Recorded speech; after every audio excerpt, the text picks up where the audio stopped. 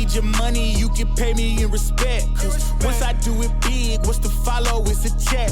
I need 100 bags, nothing more, nothing less. And the ops feel away, cause I'm next, I'm a threat. Oh yeah. Really, y'all don't know this, y'all in danger, I'm a threat. All right, guys, welcome to another episode of Elevate with Scott Handley.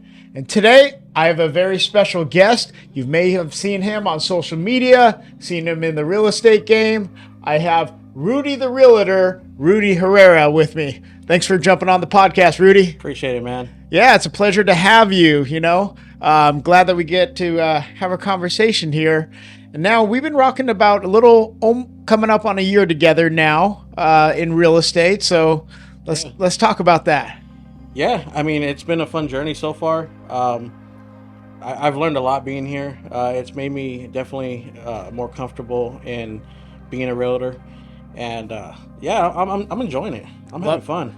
Love it. So let's take it back a little bit, Rudy. When you first kind of stepped on the scene over here, you hit the ground running. You've always had a big social media presence, and also I noticed right away you've got a big heart too. So let's take it back a little bit. Where is Rudy? Are you from the Central Valley, or where were you born and raised? Yeah, from Fresno. I never left, man. Okay, never left. Never you love left. it here? I love it here. All my family's here. Every cousin, grandparents, they were all here. Nice. There wasn't really a reason to live or to leave. Just being here was just comfortable. Yeah. Support was here at the time, Yep. Eventually, family members, they pass and everything, but, just being here was just home, and I didn't really see myself going too far. I'm a homebody, dude. I didn't want to go nowhere. Yeah. Yeah, so Fresno was just like, all right, I'm staying here.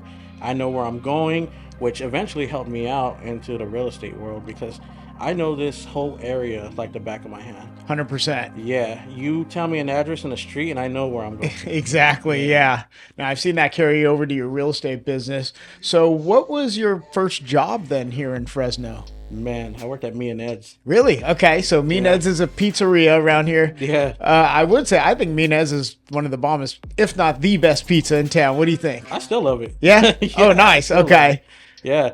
It was cool. Like, I worked there. That's where I learned, like, my customer service. I learned how to, talk to people and engage with them.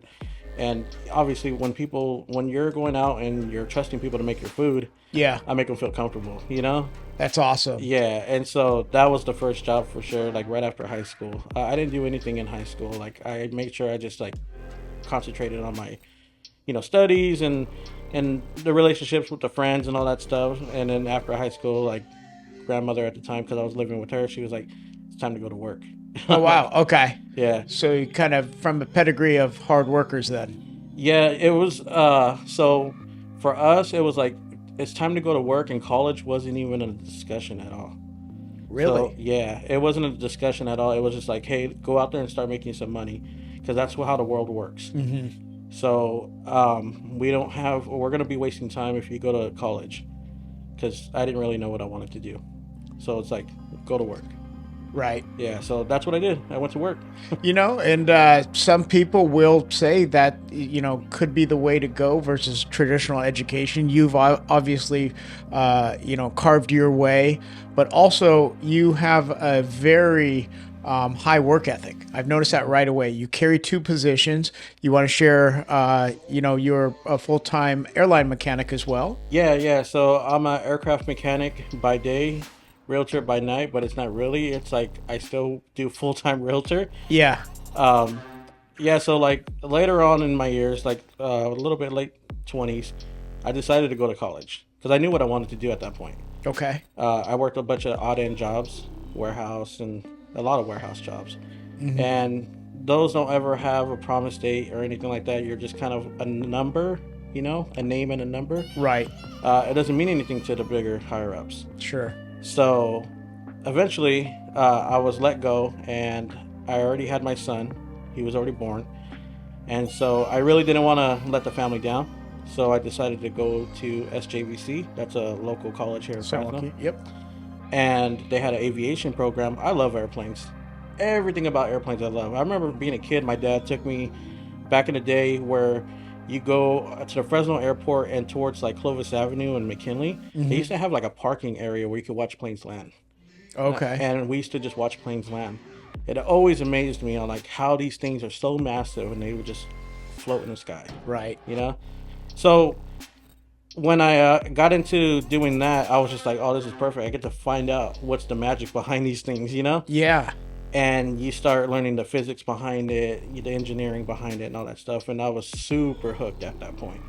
And I was like, yeah, I'm down for this.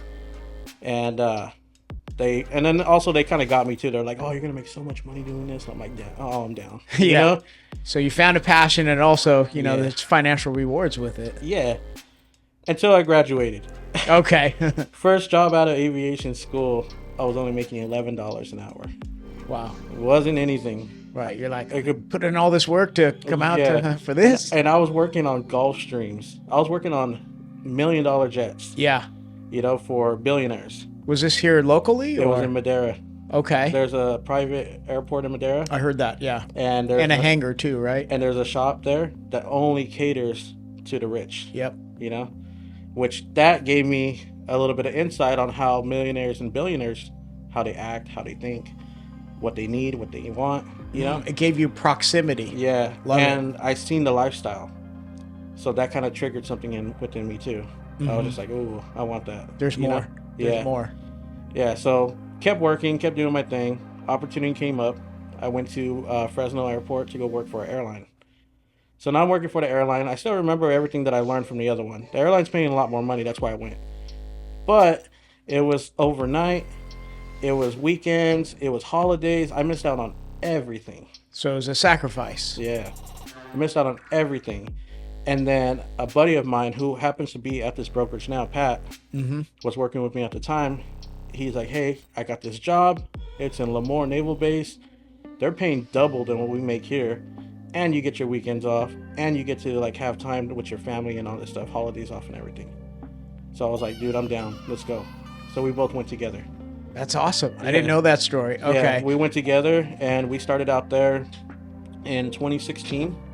And we've been out there ever since. So take me back to, so you had your son with your wife. You must have had a great support system if you were working nights, weekends, away from family, on holidays. You must have had a great support system, but also probably motivating to, hey, there's something more that I need to also have balance with the family. So tell us about the support system at that time when you're full cooking. Support system was big because my wife, Christina, her family, she has a massive family. They support. Her mother used to help out a lot with us. She just passed recently, so God rest her soul. And then my parents helped out a lot too. And they're a little bit older now, so they can't help as much. Right. But they were early on. They were just like there with. So it took a village. Yeah, and it helped out a lot. My wife at the time, or my wife during that time, was working, and so I was going to school. She was working. There was a lot going on, and then when I started doing the aviation full time, she was still working for some of that time frame. Wow. And so it took the family to help us out, which I'm truly grateful for. Sure.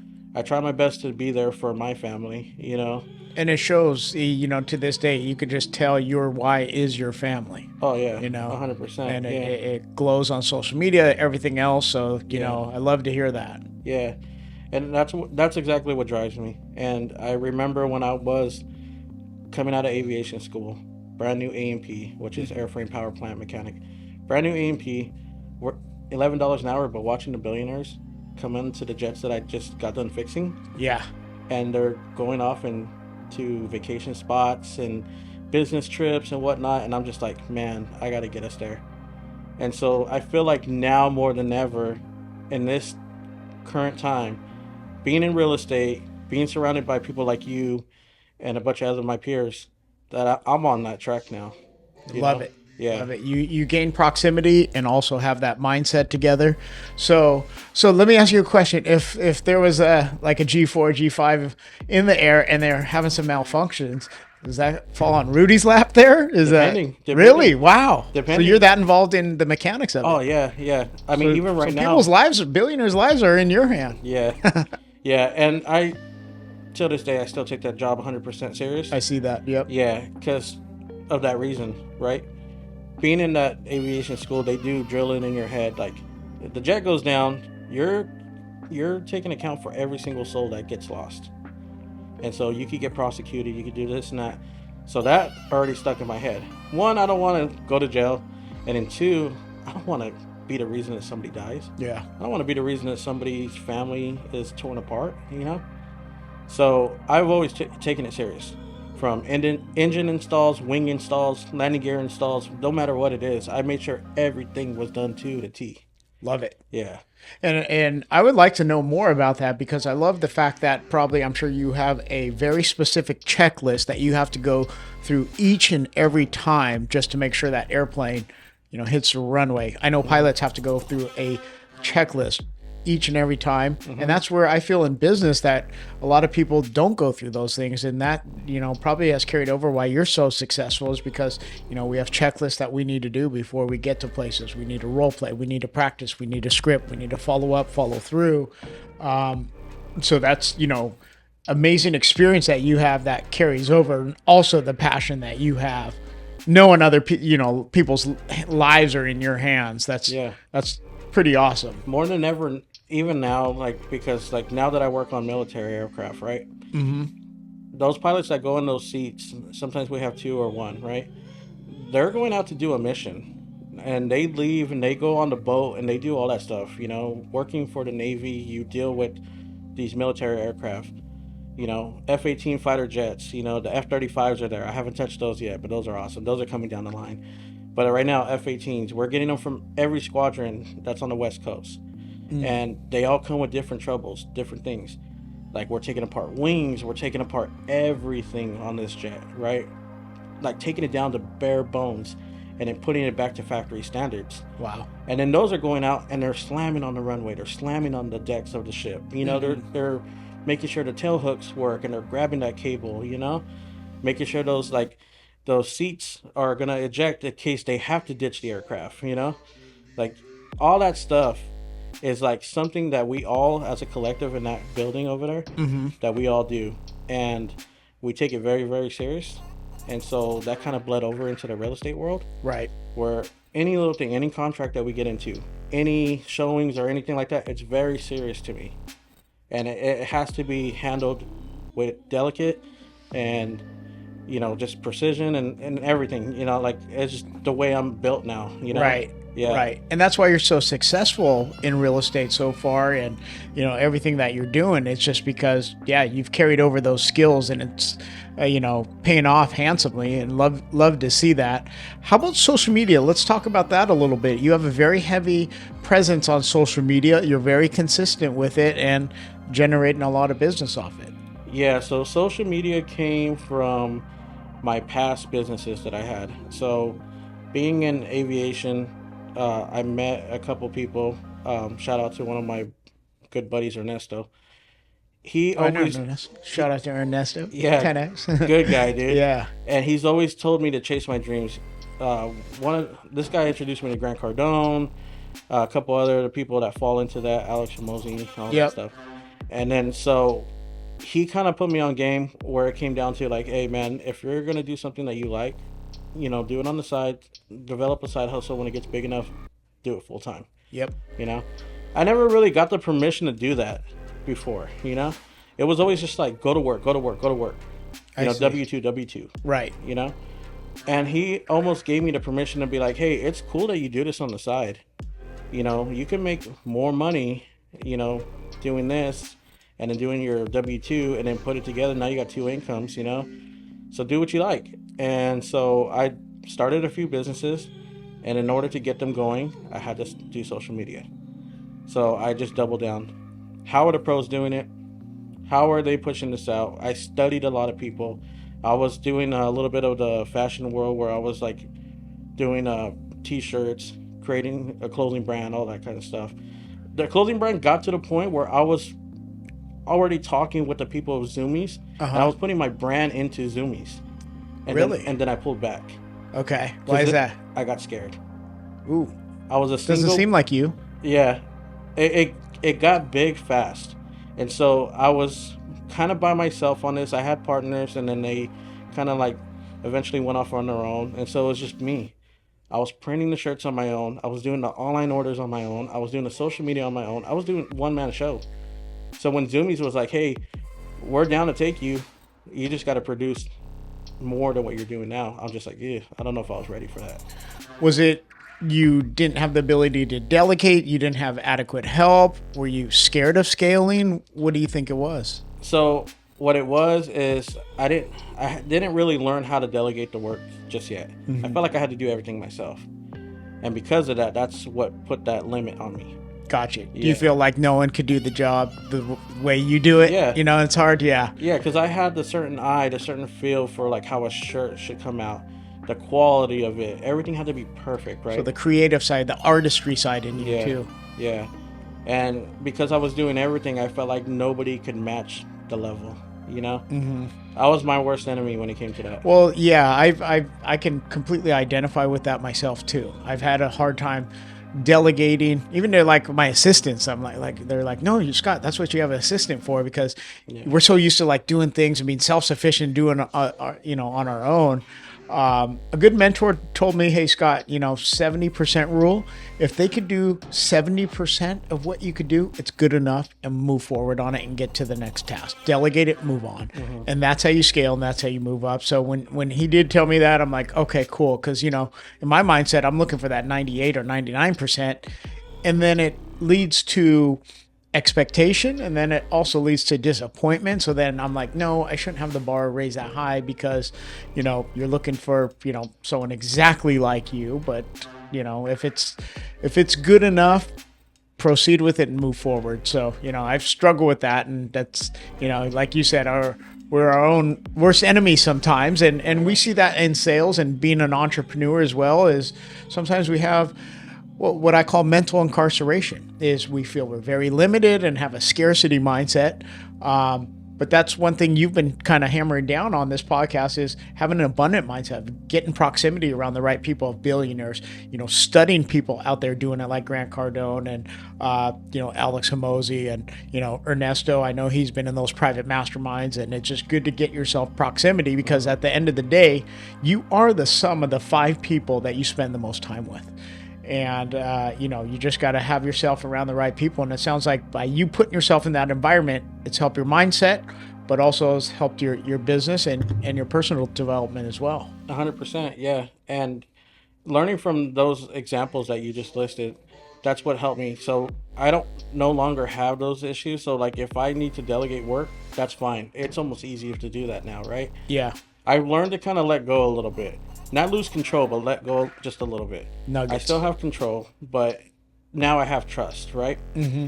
And so with that, it has made my life so much easier. A lot less stress, Yeah. And so if I ever did the clothing brand again, guarantee you within the year, I could probably get it back in Zoomies.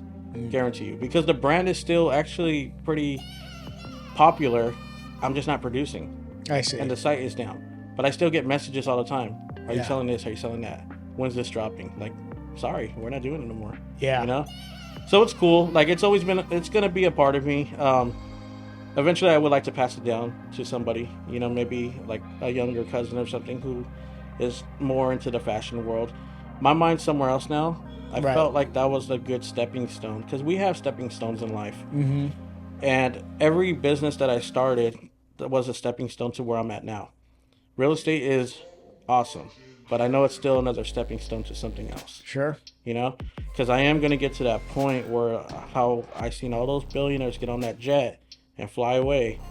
That I was seeing myself later on down the road. I love that. And real estate and other things, as you keep continuing to grow, are essentially just vehicles. Exactly. They're vehicles that could get us where we need to go. However, I feel a lot of people just don't have the right vehicle, or if they're in a dead-end job that they just don't like and they're not passionate about it, they just don't know. So I feel these conversations are very powerful on getting our word out there that anything is possible, and it starts with mindset, and it starts with just realizing that, hey, I am capable. If that person could do it, I could do it, or I could even do it better. And those are the type of mindsets that I want to be around, and you display that over here. I like the fact that you said that your clothing brand, number one, really kind of got you to push marketing and social media. And then number two, you built a brand. So what that did essentially was springboarded you over into real estate, which you've built a brand, Rudy the Realtor. If you guys haven't seen his avatar, it looks exactly like him too. When I saw his like cartoon avatar and then I saw him, I'm like, dude, that's like exactly like you. And I think you get that a lot. So you built a brand, but also too, social media. So, it's carried over to real estate quite good for you. Yeah, so what I learned about building a brand and doing the t-shirt stuff is that you have to do stuff that's gonna be a little different, but at the same time you're almost trendy, right? So obviously the avatar, when it comes to my page, people were starting to like animate themselves, right? But nobody was really using them. Yeah. And so I got into real estate and it kind of fell into it because one, I am not photogenic. I hate taking pictures of myself. And I knew that if I went to go get into a suit and pose all goofy or whatever, it wasn't going to work for me, It's not your vibe. That's not right, me, Right. And so I scheduled a shoot. I remember I was with my first brokerage, right? I scheduled a shoot. I hired my buddy to go take some photos of me downtown. He took photos. I looked at it. I'm like, this is garbage. Like, I paid him anyway. You know what I mean? Yeah. I'm like, but this is garbage. You know what I mean? And I was like, okay, I got to take one of these photos and do something with it. So I took it, I put it through an animated like little app, and then I started tweaking it and adjusting the contrast, adjusting this, adjusting that, And I tweaked it to what you see now. And I was like, okay, I'm rolling with this. Yeah. I didn't expect it to actually like become a thing, and like people were a lot of feedback. A lot of feedback was awesome, and like people were like, I like this, I like that. And at the time, my mentor at the time, he had did something similar too, so that's kind of where I got the inspiration from. And his was a little bit more 3D-ish. Mine was more cartoonish, like more 2D. Yeah. And so like, yeah, it was just, yeah, it was awesome. It came out perfect. Everybody liked it. And then when they did meet me in person, they're like, oh, it looks just like you, Yeah. I'm like, perfect. You know what I mean? That's like, confirmation, right? Yeah, it's perfect. I'm not going to change it for a while. You know what I mean? Yeah. But yeah, and it's cool. And I just rolled with it. And I wanted to rhyme my name like every other realtor that does it out there. You know what I mean? Yep. I wanted to rhyme my name, but I wanted to push it as much as I can. So like, if you talk to me out in the events or anything like that, I wanted to like put that out there. Rudy the Realtor, Rudy the Realtor. You know what I mean? Yep. If you know me, it was Rudy the Realtor. There's some realtors out there that just tell you their name and like you forget what their tag is. I wanted to tell you Rudy the Realtor. There's something behind it. Yeah, and that way it's easier for you to find me. Yeah. Because you are gonna look for me eventually. Love it. Yeah. Yeah. You'll be put on notice. Yeah, exactly. I mean, I had this vision for my business, and I wanted to be one of the biggest like realtors, eventually going to being a broker and all that stuff. And I want it to be big, right? So I want to push it as big as I can, and the vision is there. I just want to make sure I build good partnerships and everything with it to help with that vision, and that's why being here is just awesome for me. Well, we always want to make sure we collab and just level each other up, and that's how we are. Yeah. And I what I like about you too, Rudy, is I feel you have a little perfection side to you. You know what I mean? Because you have like this artistry about yourself and stuff like that, which I just admire that perfection because so many people just don't. What I see is they don't put a lot behind like their brand or they just they don't care. I could tell you care, and with everything strategic. So Yeah. You have a method to your madness. Yeah. Alex Ramosi said something about like, sometimes people are too perfect about everything. They want to be too perfect about everything, and then they procrastinate, right? Yeah. I heard that early on from him, so I made sure I don't have that problem. So sometimes I'll put out information or reels or whatever that I feel like, okay, it could be better, but I'm gonna throw it out there anyway because if I hold on to it, it's never gonna Get done. Yeah. So sometimes you'll see like if anybody catches it, I challenge anybody to go on my social media and catch anything of this stuff. There might be typos every now and then. Yeah. And if you can catch a typo, just know that was the madness that was going on in my head. I am not gonna go back and change this. Yeah. I've gone too far. But that's let's just push it authentic. out. Yeah, let's just push it out. Yeah. Because you get the message anyway. Why do I have two 1,000 likes on it, 3,000. There's one reel that's almost like 1 million likes. Yeah, Why do I have that if nobody cares about the typo? exactly. Like it's the message, and they got the message. Yeah, one of my mentors, Matt Ishbia, he owns UWM, also Phoenix Suns and stuff. He said, never let perfection get in the way of good enough. It's good enough, execute on it, and move forward on it. And like you just said, it's about just getting it out there. Those little things, don't even worry about it. So you've never really suffered from analysis paralysis, like overly looking at something where it hinder you to take action? I used to. Okay. Early on, I used to.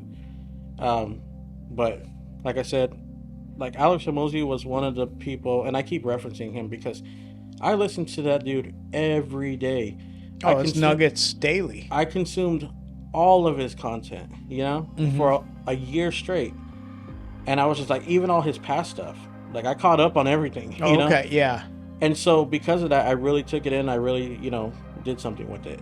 So, I don't do that anymore. It's been at least a few years, about a few years since I. Well, I think that's a big takeaway, because a lot of people have, insecurities about maybe external validations, or if this person's going to, hurt my feelings or say something that's going to be offending, or hey, maybe a family member might judge me.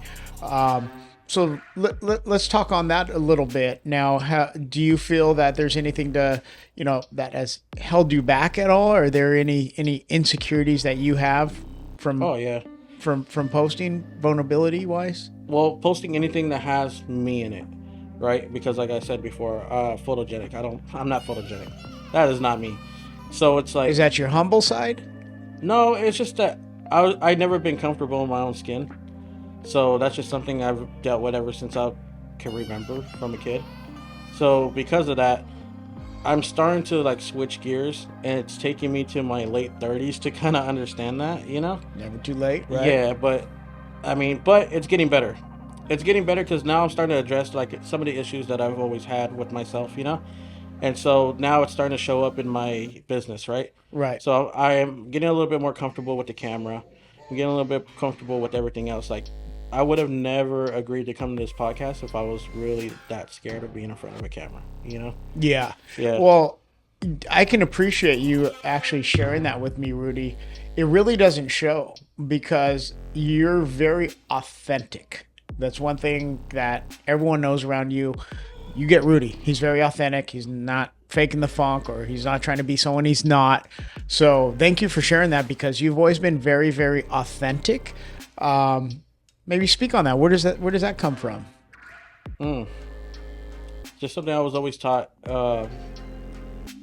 Where I grew up, it was a lot of like, you couldn't be fake. You had to be real, right? I grew up in a really like bad neighborhood, and so there wasn't time to kind of like, you couldn't be fake, because then you would put up everybody's guard and they would all go against you, kind of thing, and it was kind of a dog eat dog world, Yeah, they and get swallowed up quick. Yeah, so you had to be real. You had to let them know who you are. So I was trained early on with that mindset, like, you couldn't fake the funk, just be real, just be who you are, and nobody's gonna pretty much squish you, Yeah. Like, that's how it was. Like, anybody who showed up to the group setting and they seemed like they had an agenda on them always got taken out. Yeah. So it was rough. It was rough back then. The lifestyle back then when I was a kid and all that stuff, for sure did not set me up for where I'm at now. Okay. There was a struggle trying to push through all that stuff. Sure. And that was maybe environment. The environment, poverty, there was a lot of that stuff, negativity. It was like anybody who went through that lifestyle, 95% chance you weren't going to make it out of it. Right. You were going to end up some type of bad way. And I remember out of the group of people that I grew up with in that area, only 2 of us made it out. Wow. Everybody else, jail, past, drugs, What do you think the 2 of you did differently than the rest? We listened to our family. Boom. Wow. Yeah. Yeah. We listened That's to powerful. We listened to their warnings, Yeah. And then when it almost got too bad, when they told us not to go, we listened. Okay. The other ones went, and the other ones got sucked into the life. The lifestyle. Yeah. Well, I mean, I always say that's why God gives us 2 ears, one mouth. We listen more, talk less, and Yeah. that's paid off. And look what you're, where you're at, where you're going. And it just, I love hearing about these stories because it's very inspirational. To just see all the cards were stacked against you, but with the right mindset, with the right family, sticking to your guns. I mean, look where you're at, Rudy, and look, where you're going. Yeah, it's been a journey, and I always look back, like, and I talk to my buddy every now and then, the one who did make it out too. It's funny because we were actually talking real estate, and he wants me to help him out with a few things, but we were just catching up, and we went to go have dinner, and I was like, damn, like, did you ever see any of this happen? Because he owns a business and everything too. Okay. So he's doing almost like the same stuff that I'm doing, but he's like, he has his own business. He does contracting, Nice. And I'm just like, did you ever see any of this stuff happening? He's like, no. He's like, I guarantee you. He's like, we were doomed. Wow. Yeah. And it's like, I found out from his side, it was family. It was family for his side. His mother didn't want him to, be involved. Right. He listens to his mom. I remember the friends talking about him, like, oh, his chump, blah, blah, blah. Listen to mommy, blah, blah, blah. Right. And then for me, it was like, grandmother took me out of the spot. Grandmother pushed me out of the area. Did you have to stick up to peer pressure? Yeah. So that's tough. Yeah. Especially at a young age. Yeah. When being down was cool. Especially, in like I grew up like kind of 90s, like gangster rap and stuff like that. Like being down was the cool, Yeah. So I'm sure that was very tough to, block out influences just in front of you left and right. The moment you step out that door, it sounds like, there's just outside influences and things of that nature for you to, Yeah. It was rough because there was times where like I did go back. To like visit, and they all turned. So then I knew I couldn't go back no more. Right. Do you pat yourself on the back? Are you proud of yourself? I'm proud of myself, but because how you mentioned earlier how I have a big heart, I wish I could have helped them. I wish I could have brought them with me. Kind of, you wish what you knew then, what you know now? Yeah. Yeah. Because there's like family members and stuff that were there, cousins and whatnot, and really close friends who I considered family. And one in particular, a cousin of mine, didn't really make it out, and he stayed there and he got in trouble and he ended up in prison and he stayed in prison for a very long time. And then that's when I built the clothing brand because I knew he was coming out, and I named the clothing brand after him. Really cool. So when he came out, I was handing him a full-on business. Yeah. And he didn't want to do it. He went right back. Okay. And then he got in trouble again. So now he's back in there. Well, they do say, I think, 85, 90%, on parole end up going back in. Yeah. So, but you could live with the fact that you tried to help that person, right? Yeah. So, Yeah. And is there a point where you're helping too much where you become enabling? Have you ever gone through that? Yeah. I had some friends kind of mention something like that before. And because you had to probably cut off some friends and influences to keep leveling up. You've probably had to let some go, and that's not easy. No, that's the hardest thing ever. Because there are times where people say it's a crabs in the barrel mentality. When one crab starts getting out of the barrel, the rest of them want to grab them and pull them down. Yeah. Those are very real things that people go through, and it sounds like you had to do the same. Yeah, and even till now, there's still certain friends you gotta let go. I'm like in my late 30s, and I had friends that been with me ever since out of high school. Right. And you have to like eventually like slowly let go of your grip, and it's the hardest thing ever. Especially coming from someone with such a big heart. Yeah. Because like I've always been the type that, if I'm gonna win, I want everybody else to win around me. That's why when I came into this brokerage, I wanted to I shared everybody's stuff. Yeah. Even when I first met you, I was sharing all your stuff before I even came to the brokerage, right? Right. Because I was like, oh, he seems like a cool dude. Let me just share all his stuff. Let me try to make sure that he gets exposure, And so it's like I came here, started sharing everybody else's stuff, and then I got into the team sharing everybody else's stuff, and it just seemed like it developed a culture to now I noticed everybody else sharing everybody else's stuff. Yeah. You know, I don't know if it was like that before I came, but I see a lot more now. No, I think you know, You know? definitely set the bar pretty high. Yeah, so like, but that's what I like to see. I like to see everybody trying to do what I'm trying to do, right? Right. It kind of sucks because I feel like I have to save the world when like that's kind of a big thing to put on your shoulders, right? Yeah. But that's kind of how I feel. And every day it's the same thing. So when I go out to try to like help my clients or help a friend or whatever, it's all the same energy. All of it's the same energy. Do you ever feel there's people that's not deserving that maybe take advantage of your kindness? All the time. There's people that do that to this day. Yeah. Yeah. And those are the people that like it's hard to like let them go because you know that they need it, right? They need a change, and you could tell that they're taking advantage of you. Right. But it's like I see the good in everybody. That's my flaw. I can identify that coming from a son of a counselor. My mom was a counselor at Buller High School, and that she would always see the good too. It has a very optimistic mentality and glass full mentality. Words, I wouldn't say burned me in the past, but it's also created lessons, you know, because I don't believe in regrets, just lessons and blessings in life. But there's a point where I felt in certain people or people in my environment that it wasn't mutually beneficial. I was enabling to a point where being taken advantage of, where it's like, okay, now I got to protect myself, my sanity, my family. Kind of cut that person off, you know. Yeah, even though we mean the world and we mean good for them, but you know, it comes to a point where you got to protect yourself too. And I do that once in a great while. There's some people that I just have to let go. You know, it gets too much. You know. Right. And I learned my lessons, and I'm like, okay, you know, what could I've done better? Because I don't always just blame everybody else. Sure. I used to be like that, I guess, in the past, but I don't blame anybody anymore. I'm like, okay, what could I have done? Did I give too much and they expected too much, and that's what led to this, you know?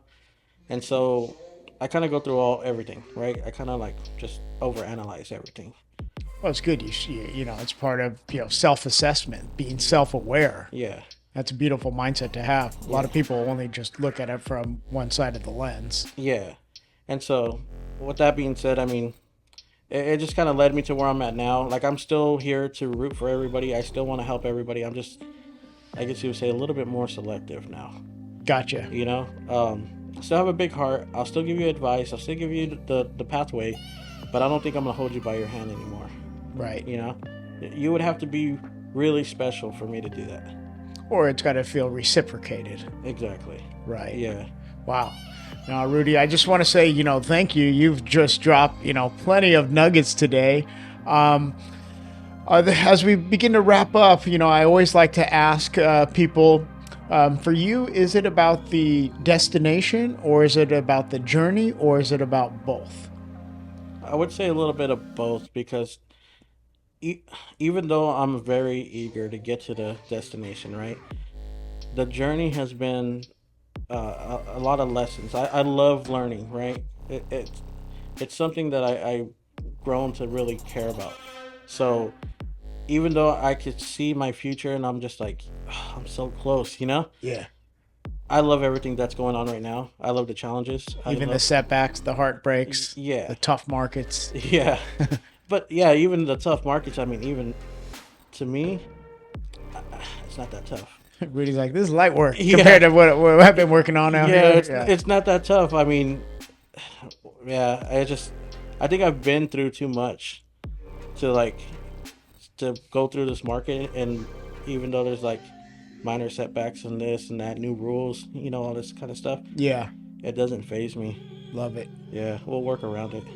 It starts with mindset. And I always say this business is about 80% mindset. You're right, because we could let it defeat us or think, you know, that it's going to take out our business or move scare. But yeah, for you, it's light work, Yeah. you know? Yeah, I'm up for the challenge. Love it. Love it. Yeah. Great answer on that. How about your why, Rudy? Why do you work so hard? Why do you, you know, want to scale to a certain level? Like, what would you say is your why? I want to break the curse. The family has been through this curse of poverty and just the mindset. I want to break it because even though I'm trying to help out everybody, I still have a son. I still have a daughter.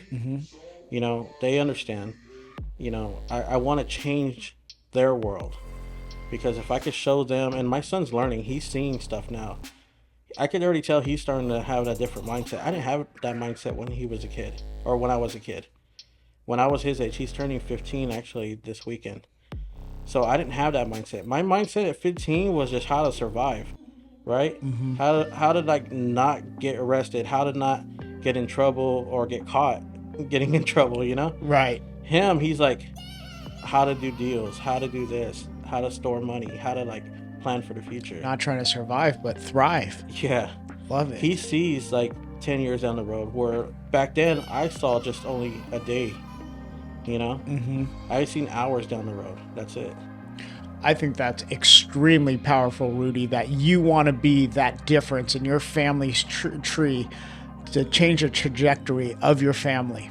Have you mentioned, to change the direction of the generations before you, to pay homage to that bloodline, but also to be the one to, take it to a new direction, take it to a new level. And I know you're the man to do so. And this was amazing. I appreciate all the golden nuggets. I got to learn a lot more about you too, Rudy. And, I just want to say thank you for coming on. Do you want to end it with any last words here? Yeah, stop procrastinating. Stop procrastinating. Get to work. Your whole future only depends on you, no one else. So if your future doesn't turn out the way you like it, it's your fault. Mic dropped. Wow. Appreciate it, Rudy.